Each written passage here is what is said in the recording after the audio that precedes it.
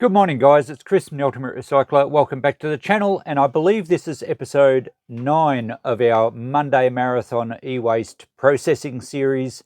Every Monday I get a load of e-waste from the local charity shop. I get other stuff dropped into the shop during the week, but this video series is just what is donated to the charity shop each week. You would expect a lot of it to be in very good condition being donated. It's not always the case, but we go through it all and see what we can save. Some stuff might need repairing, we might scrap something out, but we'll see if we can keep as much as we can out of the waste stream, because the charity shop would take it straight out to the transfer station, because they don't have anyone there that can deal with electricals, and they're worried about, safety, and of course they should be.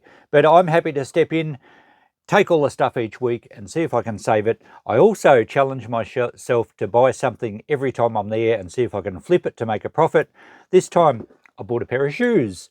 And I found something else too. I always check their scrap metal bin, and I found a little desk thing. It's aluminium. I think I can probably sell that. I think it's too good for scrap. So they're the two things I'm going to try and flip. The rest of it we'll go through and see what value we've got here. Okay, let's have a look at what we've got. Obviously we've got a couple of lamps, and lamps are good. I sell a lot of lamps through the shop, and they're easy, as in they don't usually have bad problems. Obviously, if they're broken or if the shade's squashed, I can't sell them. These ones are nice and clean. The shades look pretty good, and there's a matching set. So they're only cheapies, but they'd be good bedside lamps.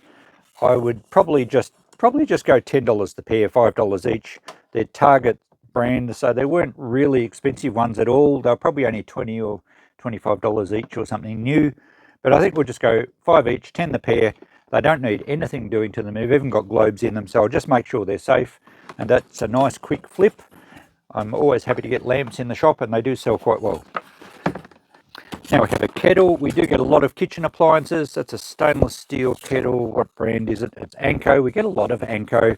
Now, it's Kmart brand, and a few people have commented, and I did actually Google it to see what Anko meant.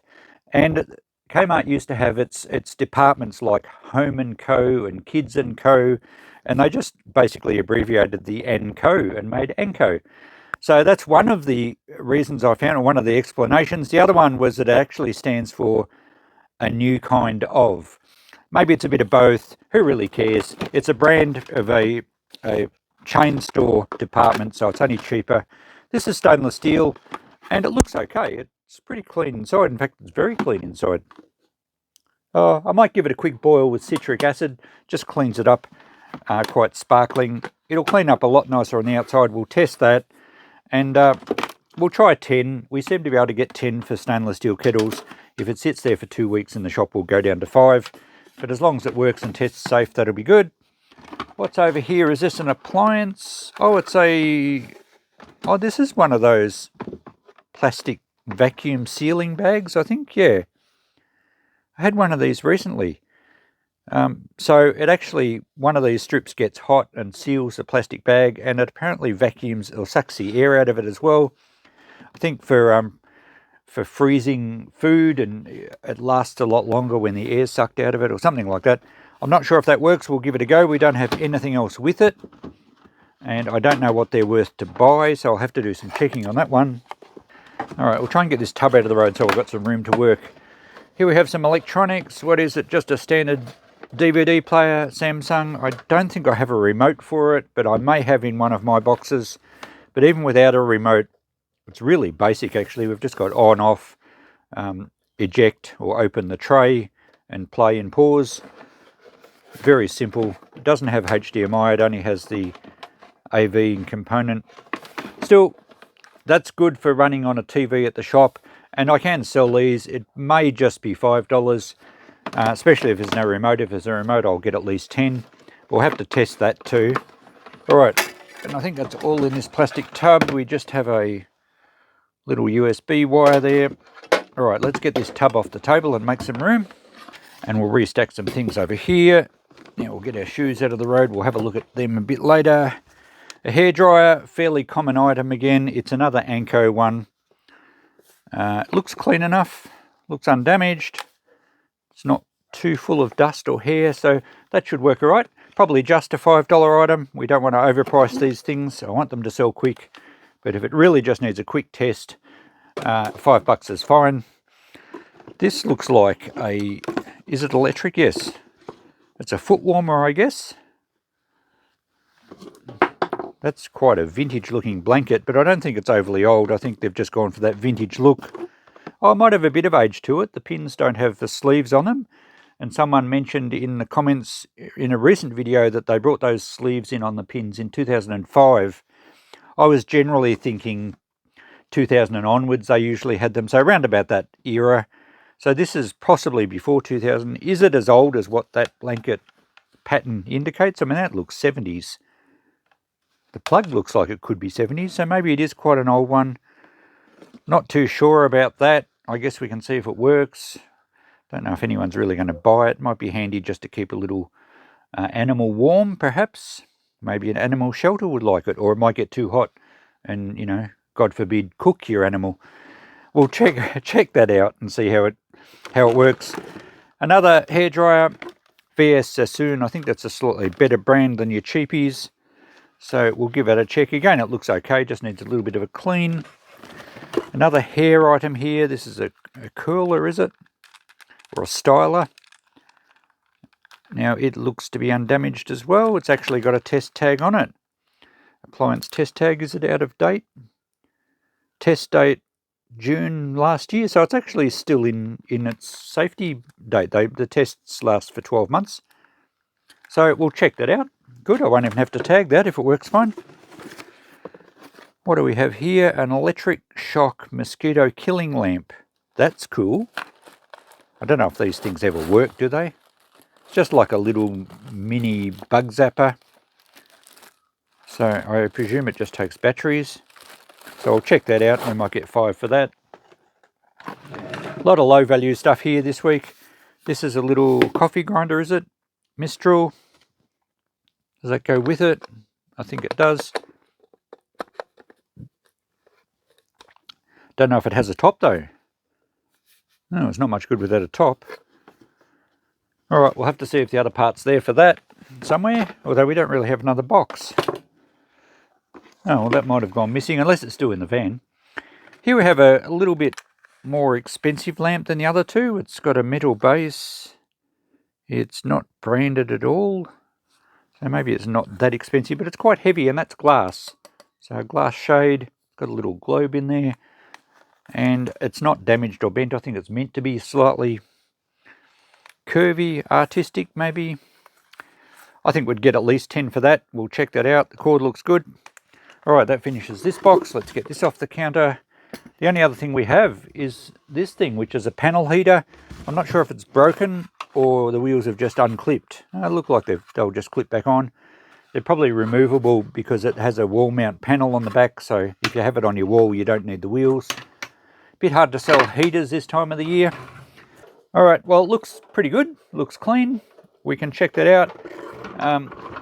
Again, it's hard to sell those heaters in the middle of summer over here, or they're having a bit of a cool spell at the moment. That's why I've got the long sleeve shirt on. We could probably get $20 for it though, especially if the wheels aren't broken and it works fine. So I think that's everything. Right, we better clean some stuff up. Really, there's no repairs to do here, and I don't think there's anything we're going to scrap. Basically, I'll just test everything, see if it works, give it a clean up, and we'll get a price list happening.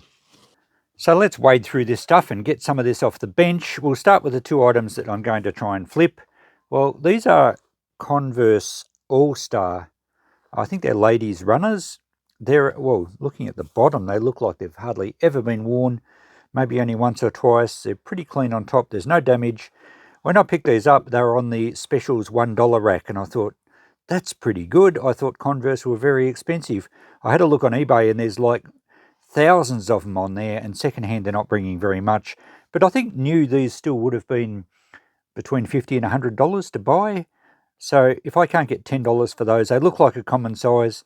I did check with Christine, she didn't want them, but I reckon we can get 10 for those. So $1 into 10, pretty good. I'm not really a clothing shop, but we do have a few shoes and they always seem to sell. So we'll try those at 10. And this little item came out of the scrap metal bin, as I mentioned. It's an aluminium plate with some aluminium supports. The bottom, when I first grabbed it, I thought was a decent chunk of aluminium as well. but it's actually just, and it's even magnetic. I think it's just like a magnetic stainless steel wrapped around. It has got a bit of a ding on that corner, so maybe that happened when they threw it into the bin. But if nothing else, it actually might make in the shop a nice little stand for a price tag. Not that we really sell much furniture anymore, but you know, if we have a table full of, say, salt and pepper shakers, we could have a nice sign hanging off here saying vintage salt and pepper shakers, $10 per set or something. So whether we use it or whether I just put $5 on it and someone else may have a use for it, I think it's too good for scrap metal though. So we'll try 5 on that. I don't think we've got a use at the moment. We'll see if we can get 5. Right, let's try some of these lamps, get them off the bench. We'll start with this pair. They're in pretty good condition. Quite often these shades get crunched and creased. This has got a couple of little marks and a little dusty, but it actually really just needs a brush. So they'll present pretty much as new. Let's try them one at a time on the appliance tester. That one's already on. Where's the switch? Make sure the switch works. What's the switch up in here? Yep, that feels good. And it's fine on the tester. There's no earth with these, of course, and there's no metal on them to actually put the earth probe. So as long as the tester says they're safe and there's no nicks or damage to the cord or any breakages to the lamp, then we're all good. So that's good. Let's try the other one. Hopefully the globe works as well. I have checked the cord and the switch. Yep, and the switches can cause problems. A little bit awkward to get to the switch way up in there, but it does work. Most of these sort of lamps have an inline switch, but that's okay. They're good. They just need a wipe down, and we'll go for $10 for those. Let's try the other one. Well, we've got lamps happening. This one's got quite a long cord. Again, there's no inline switch. Does it have? It must have one under. Doesn't have a switch at all. All right. Well, I guess we can just plug it in. There we go. Now that does have a metal base, so we need to try the appliance tester on it to make sure there's no earth leakage. So that's all good, but no switch. Okay, I thought it might have been a touch lamp, but no, it's just a lamp with no switch. So I think we'll still get 10 for that. I actually think it might be slightly bent. It seems to be leaning a bit. Oh, okay, it's quite loose in the base. So maybe that one, yeah, I think the resin type material in the bottom might be cracked. I might have a look at that. I don't want to really sell it while it's loose like that. So unplug it for a start, and I'd have to peel this felt off it to have a look. Okay, let's peel the felt off the bottom. Lamps usually aren't worth the trouble to, or worth the time to get into and try and repair, especially when they're a modern cheap lamp that I'm only going to get $5 or $10 for anyway. Oh, that's come off very easily. All right, so that'll be easy to glue back on. Okay, we have a base here with a couple of screws. I might take the shade off. We don't want to scratch it up. Okay, it's a weird sort of lamp. It's got a clamp on here, which you would expect to find a clamp like that underneath, and the cord coming out the side. It just looks a bit dodgy. I'm not sure if someone's even made it up. So let's take these screws out of the bottom here. Now that whole thing's loose, actually. Not sure what's going on there. It just doesn't really look like it's original, or something's happened to it. Maybe it's been dropped. Oh, it was a touch lamp. That's why there's no switch. Okay, so it's a touch lamp that doesn't work.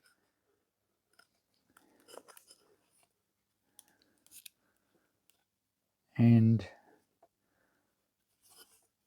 so why was it wobbly? I think it's just wobbly because of the flex in this metal. It's very thin. It's not actually loose. Just very thin. Perhaps that support piece, is that cast iron? I think it is cast iron. Maybe that's not done up tight enough, or maybe the cast iron was supposed to be glued. It's magnetic, so yeah, that's definitely cast iron. Well, I don't think it's worth the trouble to take that all apart and try and glue it up to make that more stable. given that it's a touch lamp and that part doesn't work anyway, I think we might just scrap this for parts. We have quite a nice long cord that I'll probably reuse on something else. I don't know what's wrong with the touch lamp setup, maybe because it wasn't connected to the metal somehow. I'm not exactly sure how these touch lamps work.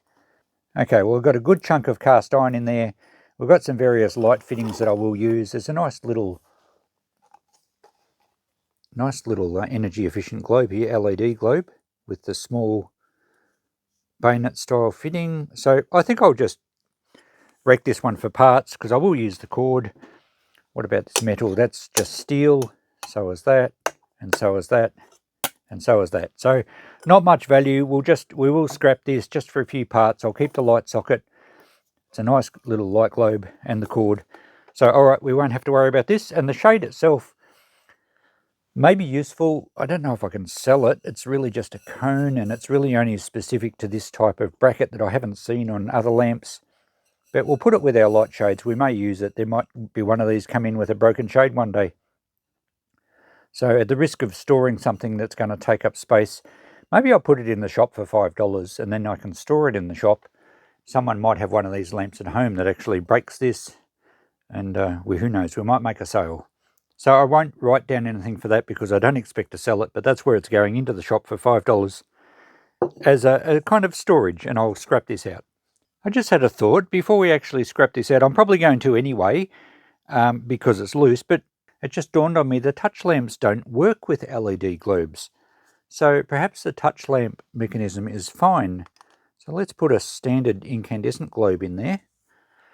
And even though it's disassembled at the base, we'll see if it actually works. There you go. No. Oh, it does. It kind of works. But I'm not sure how the touch lamp electronics actually work because they're not earthed to the frame. So that's certainly still not working as a touch lamp. Don't know what's going on there. And someone has been into this because the little screw thing that holds this clamp on, which to my mind shouldn't be on the outside of the thing, that's all chewed up. So something dodgy's been going on here, and that's all bent that was inside. So I think someone's had a play with this. So I will definitely scrap it. There's our touch lamp bits. I decided not to keep the cord. It was all tangly, so I've chopped the plugs off. So I've got a bit of insulated wire, just some shred, a good chunk of cast iron. It's quite a heavy base of cast iron there. And a few other bits and pieces that I'm hanging on to. I keep these little insulation sleeve bits. I put them in a jar, and yes, I sell them. The touch lamp electronics is in there, but this one does appear to be faulty, so that'll just go into the e-waste bucket I have here. Not sure how they work. I might have to look into those one day. It certainly wasn't worth trying to fix. So we've processed this lamp. Probably not how I initially thought, but at least it's dealt with. Now that we've got the lamps off the table, it's time to look at this heater. It's pretty good. The wheels mounted back on, they just clip on. Obviously easy to remove so that you can then use that mounting panel to hang it on the wall. It's branded. Now you'll have to probably help me here. I'm thinking it's French, and I'm thinking you would pronounce it Noro or something like that. No, it's certainly not Noirot. So I thought it was French, and I had a look on the tag, and indeed it is. It's distributed in Australia by a company in Melbourne, but it's made in France. And I had a quick check online, and these are very expensive heaters. I saw some for around the $300 to $400 mark. That was new. Even secondhand, I saw one sell for $100 and something. There are bigger ones. This is a smaller version. But if this works, I think we could probably get our $30 or $40 for it fairly easily with a safety tag on it, but probably not until winter. So I probably won't try and discount this because it's sort of something that is seasonal, and there are always people looking for nice heaters, and it's obviously a quality one. So we won't slash the price on this one over the coming weeks, but I will put it out for about $30 or $40, I think, presuming it tests okay. So let's power it up.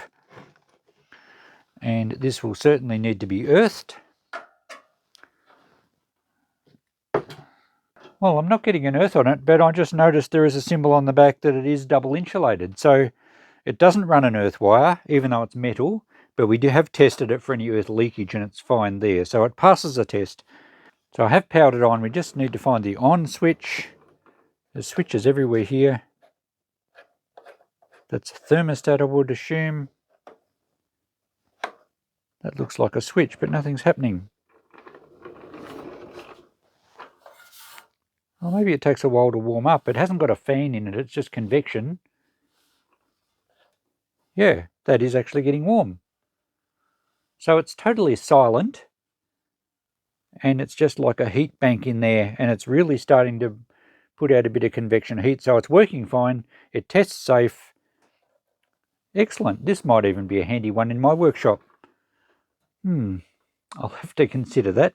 We'll get back to you at the end of the video on that one, but either way, I reckon it's an easier $30 or $40 heater in. That's great. That's feeling really warm. I told you it was a bit of a chilly day today. And yeah, that's a good score. I'm glad that didn't go to the tip.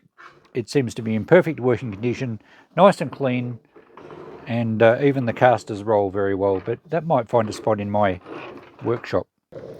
Okay, while we're dealing with things that heat, I've just boiled the kettle. Time for a coffee.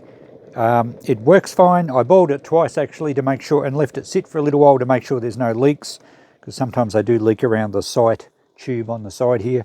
Works beautifully, and with the citric acid in there, it should have cleaned it up pretty good inside. In fact, it looks sparkling in there. So I'll tip this water outside on some weeds, do a bit of gardening while I'm at it. Needs a slight clean up on the outside, won't take much, and that should be $10. I can put a safety tag on that one. We'll check out these hair dryers and the other styler as well. We also have this little mosquito zapper to check, and that's what the little USB cord was for. And I just went and found a little charger pack for it.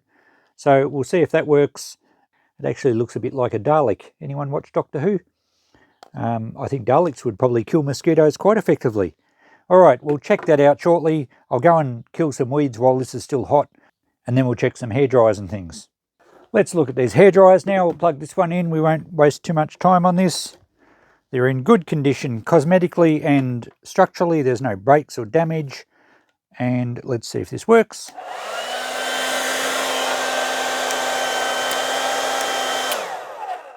Okay, that was switched on. All sounds pretty good. The heater works.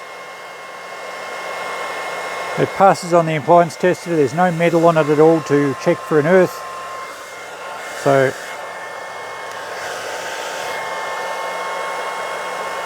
oh, that button must turn the heat off. Yeah, it turns it to cold and release, and it's hot again. All good. I'll probably just put $5 on them. I'm not going to muck around with the hair dryers, as I think I said earlier. Even this one will just go $5. So I'll make sure this one works okay. The cord looks all right. So I'll power it up.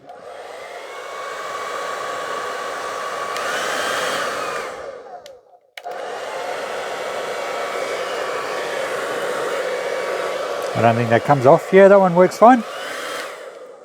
Very good, no issues at all. Another $5. Now, what about this styler? I don't know exactly what these do. I guess it heats. The cord's okay. Let's power it up. Okay, it blows air out through there, and it is warm.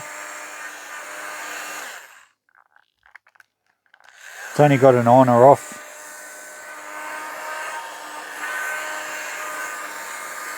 Sounds a little noisy. I think it's done a fair bit of work. It's an older model, but it's still working. We'll try $5 on that. We'll give it a chance to sell before I chop the cord off it. Someone may still get some good life out of it. It's certainly not damaged. So another $5. Well, the last thing we've got that warms up is this foot warmer. Let's see if this thing operates and make sure it's safe. Okay, it's powered up. Does it have a switch? Don't think it does. It's just got a heat mat in here. The heating element sandwiched between two pieces of plastic, and then the old blanket over them. Probably like an electric blanket, I think it'll take a while to heat up, so we'll leave that sit for a while. But it tests safe. Again, there's no metal on it anywhere. So I'll leave that heat up. The last couple of things we have to check is this DVD player. I'll get a TV out here shortly and we'll check that. And I did a bit of a check on this, and these came as a kit with some airtight canisters that apparently you could put a vacuum hose to basically turn them into vacuum tanks. And also I think you got special bags to put in here. I didn't see any for sale. I'm not really sure what they're worth. I think I'm just going to put this one in the shop for $10. I'll make sure it actually works, and we'll make sure it's safe. It is double insulated and it is a plastic casing, but we'll just make sure it works and tests okay. I'm going to put it in the shop for $10. Really kind of unknown. The person that's going to buy this is probably going to either have one or know about them or want to, or a family member has one. So we'll see how we go there. Just a bit of a guess on that one. There's really no scrap value in it. As I said, it's pretty well all plastic. So as long as it works, we'll see if we can get 10 for it. If it sits in a shop for too long, it'll be down to 5. So really, that's taken care of that one. Our little electric Mozzie killer works perfectly fine. I've got that hanging in our laundry now, where we have a few mosquitoes. You can buy these things brand new on eBay for just over $10 with free postage. So it's really, if I'd struggle to get 5 for it, I probably would get 5. Someone would buy it for $5, particularly if I put the mains power pack with it. So I'll give it a go here. If it doesn't work very well, or if I don't want it, I'll try it in the shop for $5. So there we go. We just need to test. Oh, is this getting warm? No, it might need a bit longer. We'll get a TV out here and test the DVD next. It's a DVD testing time now. I've got it hooked up to my TV. It recognises it, so that's good. Let's see if the door opens, because that's probably the most common fault on these. Yep, that's fine. Let's put a movie in and see if it plays. Okay, reading disc. I can hear it loading. I didn't find a remote for it, by the way, in the box, but I may have one at the shop. Regardless, we'll be able to sell it. Looks like it's going to play fine. Good stuff. Let's go pause. Doesn't seem to pause. Play. Maybe it doesn't pause when it first loads the disc. Probably only pauses in the movie. Alright, wait for it to tick until it gets into the movie. I can't fast forward or anything. I don't have any controls for that. So you certainly do need a remote to run it properly. Okay, that's playing the movie now. Let's see if it pauses. Yep, that works fine. Okay, so it's a good working Samsung DVD player, just a basic model. If I can find a remote, we'll go for $10. If I can't find a remote, I'll use it to test TVs at the shop. We'll probably still get $5 for it. Excellent. And as a bonus, this one also has a appliance safety test tag on it, and it was done July last year. So that one's still fine as well. Okay, a quick update on these leftover things. The little foot warmer works perfectly. It heats up like an electric blanket, so it takes quite some time, and it doesn't get super hot, but it works okay. So I don't know, we'll see if we can get $5 for it. It's certainly a dated item. The plastic bag sealer and vacuum, I did give one of these to my daughter a while back, and I'm not sure if it's heating properly. I tested this one and the strip does get nice and hot. The vacuum seems to work. So I'll give that to Jess too, in case the other one's not working. If she doesn't want it, or if she's given the other one away, I'll try and get my $10. But at this stage, that will go to her. And the little Mistral, it's like a coffee grinder. I think it's just more a general purpose blender. We don't have any of the top section for it. It's either been lost at the charity shop or it didn't get donated with the unit. It's not an expensive one. You can buy them new for about $30 or $40. It was made in 2023, so it's not very old. I think I'll hang on to it for now in case one comes in that has got the top part. There's a chance that I could pick up the other parts at the next visit to the charity shop, so we'll keep it for now. In complete condition, I know I haven't tested it because you've got to have the top on it to press a safety switch for obvious reasons, because that blade's just sticking up there looking very threatening. Assuming it all works, I'm probably only going to ask $10 for it anyway, so I'll hang on to it for now. If nothing turns up down the track, I might eventually scrap it out. It'll have an electric motor in it, quite a heavy one actually. and a cord. But given that it's fairly current, there's a likelihood that I'll get some plastic parts for it, assuming it's just like a little blender cup thing that screws down, it's threaded in there. Anyway, we'll leave that for now. We won't write that on the list. So everything's been gone through. I'll get out the notepad. And here we go, everyone's favourite part of the video, or at least those of you that have sat through the first 30 minutes, well done to you. Here's what we have to sell. 10, 20, 25, 30, 35, 40, $45 there. Have quite achievable prices, I think pretty cheap on most of that. We'll try and get our 10 for the shoes, which we spent $1, and maybe we'll get 5 for that other stand, I don't know, but we'll try it. So add that to our 45, gives us $60 all up potential return. We've got the panel heater. Well, I was tossing around whether I kept it in my shed, but I was overruled by Christine. She reckons it'd be much nicer in her sewing room than my shed. And she has a point, because the heater she's got there is quite noisy, and when she's filming, for any of you that watch Christine's channel, she likes to have a quiet heater, and that one will be very efficient. So that's where that's going. The sealer vacuum contraption, as I said, I'll give to Jess. And the Mozzie Zapper, well, I've got it plugged into our laundry, where we have a little bit of a Mozzie problem. I think because the laundry is nice and cool, they tend to go in there. So we'll see how that works. So we might get $60 back. And the good thing is, other than one lamp we scrapped, we've saved everything. A quick look back at last week's episode, and we have moved a fair bit of stuff. Waffle maker didn't make it to the shop because Christine's mum Hannah wanted that, so that's perfectly fine. Happy to give things away, because as long as they get used, it means they don't get thrown out. We sold the pendant lamps. In fact, they're going to a family member as well, so we didn't actually get to sell them, but they'll be used. Did sell those retro hair curlers. The hair straighteners sold. The Christmas decorations have gone. Someone took those. The chocolate fountain has sold. And, well, that's not bad for the first weekend in the shop. So 2 or 3 days trading, and nearly half of that stuff's gone. The week before, back to part 7, we had, I think most of that stuff had sold in the first weekend anyway. Oh, we sold one of the jewellery cabinets. That was just this weekend.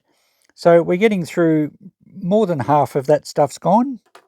Back to episode 6, where we have started to discount things. The Breville pie maker, that was the one that looked pretty second-hand, but that's gone. Someone was happy to pay $2 for that.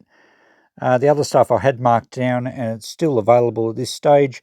The ceiling fan motors, I think I'll take off this list, because I'm happy for them to stay in the shop until the right person, I call them motors, the ceiling fan remotes.